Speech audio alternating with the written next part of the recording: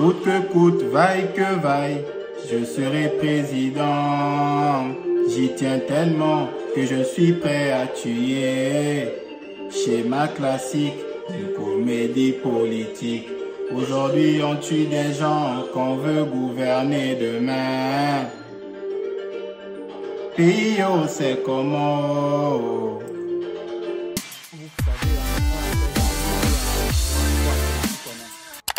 Coucou la famille, j'espère que vous allez bien. Aujourd'hui, on va parler vite fait de la détention provisoire de Sylvia, mais surtout le message que le CTRI veut faire passer derrière cette détention.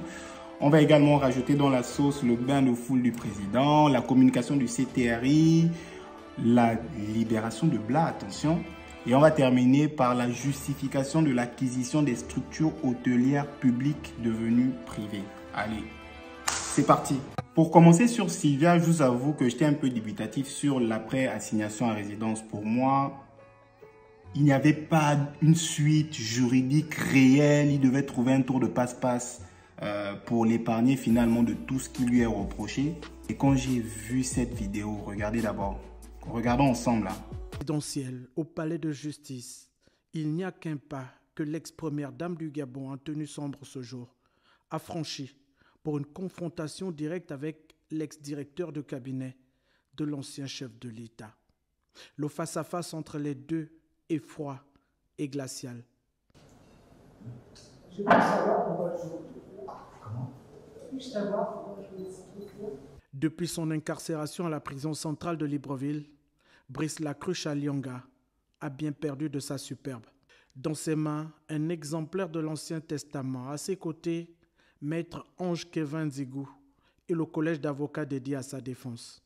L'ex-directeur de cabinet qui purge une peine de prison ferme depuis 2021 est arrivé ici pour une confrontation directe avec l'ex-première dame du Gabon, épinglée par la justice gabonaise pour blanchiment de capitaux. Si les voies du Seigneur sont insondables aujourd'hui, ironie du sort, elles ont permis cette confrontation entre l'ex-première dame et l'ex-directeur de cabinet qu'elle a bien du mal à reconnaître, séance tenante.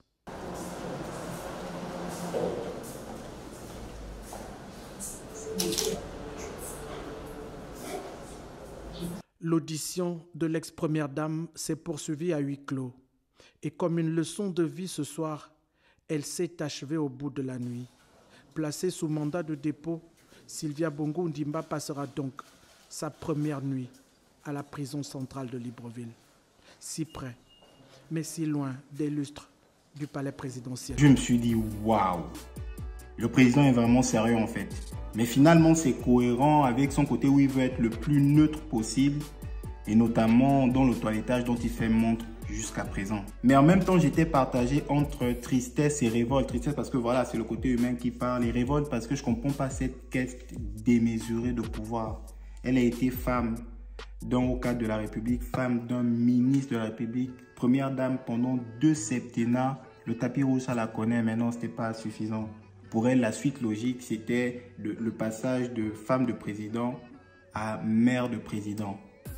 Je comprends pas comment, je comprends pas ce qui peut, le pouvoir là, ça doit être sucré en fait. Quand tu as goûté au pouvoir, enfin, tu peux plus faire sans, c'est une drogue en fait finalement. Au moment où tu as tout eu, tu avais la possibilité de sortir par la grande porte et donc de te placer du bon côté de l'histoire. Tu as préféré te placer du mauvais côté de l'histoire et donc sortir par la petite porte. Tu avais la possibilité de fédérer la famille, mais c'était soit on est avec toi, soit on est contre toi. Donc c'était 2 camps.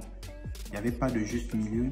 Tu étais présidente du Gabon parce qu'à un moment donné, après l'AVC du président, c'était devenu un béni oui-oui. De toute façon, même quand il était contre, vous aviez la possibilité de la falsification de sa signature. Mais de toute façon, ça c'est à la justice de déterminer si c'est avéré ou pas. C'est vraiment triste parce qu'il faut savoir que quand on a le pouvoir, c'est vrai qu'à un moment donné, on se sent Dieu sur terre. Il faut savoir que tout ce qui monte, et je le dis souvent, est voué à redescendre. Tout ce qui monte est voué à redescendre. On t'a conseillé, je t'ai envoyé des messages sur Instagram, mais Dieu ne communique pas avec les mécréants. Tu avais la possibilité de dire à ton chéri, c'est bon, on a tout eu, on a trop fait. Maintenant, l'heure de l'alternance a sonné au Gabon, sortons par la grande porte, mais tu as stagné sur ta position. Moi, personnellement, je ne te souhaite pas le malheur. Je réclame juste la restitution de vos biens issus des malversations financières, c'est tout. Petite note positive avec le bain de foule du président, qui s'est très bien passé, c'est la preuve de l'existence de la symbiose qui existe entre le peuple gabonais et son président. C'est une chose que son prédécesseur direct ne faisait pas ou que très peu. C'est quelque chose qu'on voyait beaucoup plus avec Omar Bongo Père. Regardons un peu comment ça s'est passé. Et moi, ça a été très bien accueilli de toute façon. Qu'ils désignent tous comme le libérateur du peuple gabonais. Paco qui était ici avant, ils n'ont pas fini nos chantiers, ça a été payé, ils ont disparu. On ne va pas revenir sur les histoires du passé. Alors vous pouvez commencer quand vous voulez. Ça fait 2 fois que j'arrive ici, je pense que j'étais venu ici une fois. C'est la 2e fois, donc les populations nous voient. Je vais également revenir vite fait sur la communication du CTRI qui parle de la renonciation de Bon à son traitement de président de la République. Le président de la transition, président de la République, chef de l'État, a décidé ce jour, 18 octobre 2023, de renoncer à son traitement de président de la République en ne conservant que son traitement de commandant en chef de la garde républicaine. Peuple gabonais, unis dans la concorde, c'est enfin notre essor vers la félicité, honneur et fidélité à la patrie. Je vous remercie. C'est cohérent avec les valeurs qu'il incarne en tout cas jusqu'à présent. C'est aussi révélateur du fait que ceux qui étaient précédemment aux affaires ont laissé le pays à terre. Est-ce que vous vous rendez compte que jusqu'à maintenant, quand on entend qu'on a attrapé X ou Y, c'est toujours à cause de milliards ou de centaines de millions. Et ça, ce n'est que la partie visible de l'iceberg. Est-ce que vous vous rendez compte des trous que ça peut causer dans les caisses de l'État? Comment on va pouvoir payer les retraités? Comment on va pouvoir arriver au bout des chantiers si entre le budget alloué pour matérialiser un chantier et le budget qui permet la matérialisation du chantier, il y a une passoire avec les gros trous comme ça, qui fait que quand on a le budget qui permet la matérialisation du chantier, il n'y a quasiment plus rien. Et ces personnes-là le faisaient en toute impunité. Ils n'aimaient pas le pays, c'est incroyable. On ne peut pas faire ça parce que j'estime que même si tu dois bouffer, non, c'est incroyable. 100% arrive. Quand maintenant ça arrive pour la matérialisation, il reste peut-être 20% ou même 5%. C'est incroyable. C'était le sbeul en fait. Brice Lacruche Alionga. C'est une très bonne chose qu'il ait été libéré. C'est pas la question.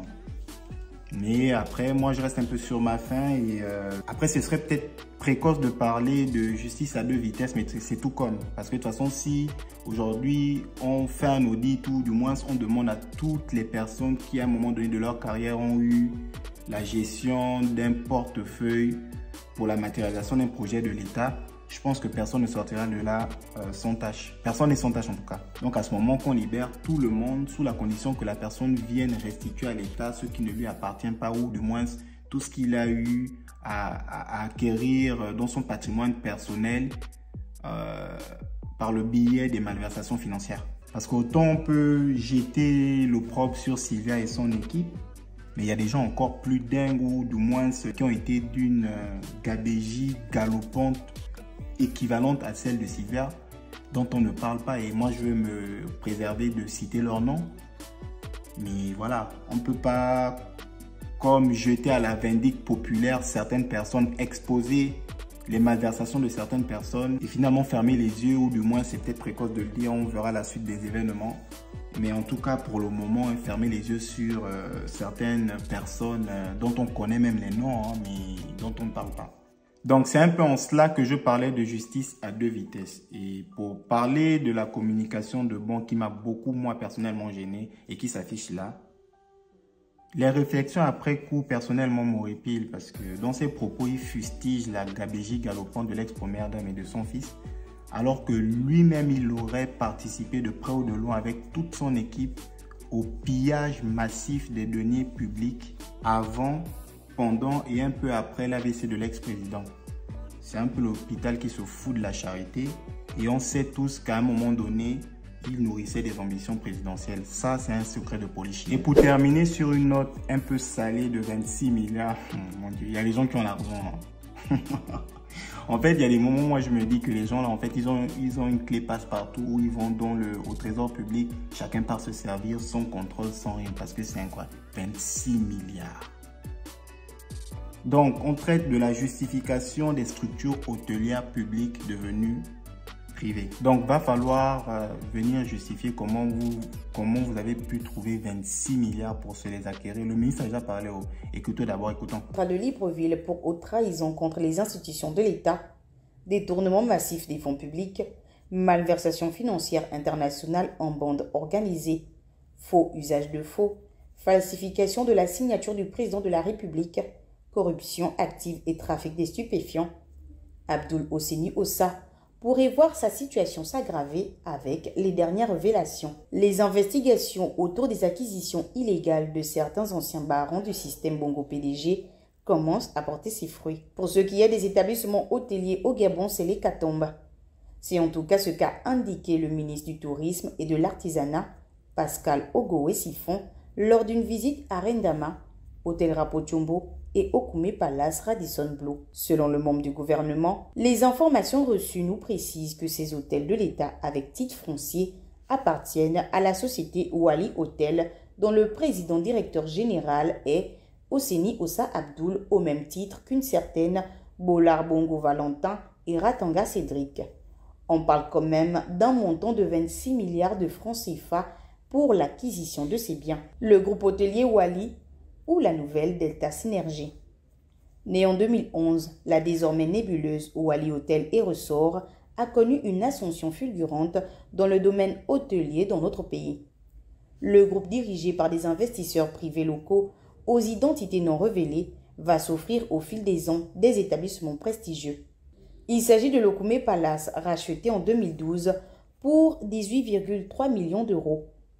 La petite venant en mangeant, le tout-puissant Abdoul Hosseini Ossa va donc se développer davantage. Moins d'un an après, la main est mise sur le méridien Rendama, tombé dans l'escarcelle de Wali pour la somme astronomique de plus de 13 milliards de francs CFA. L'établissement était censé subir une cure de jouvence, pourtant rien n'aura été fait.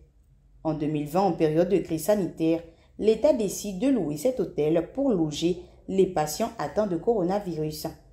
Une location juteuse alors même que le personnel tire le diable par la queue. On ne se refuse rien avec l'argent qui serait issu du trésor. Le plus triste dans tout ça, c'est que dans le même Gabon là, il y a des Gabonais qui vivent une précarité incroyable. Dans un pays de moins de 2 millions d'habitants, de telles disparités sont injustifiées. Le reproche qui est mien n'est pas de condamner le Gabonais riche, loin de là.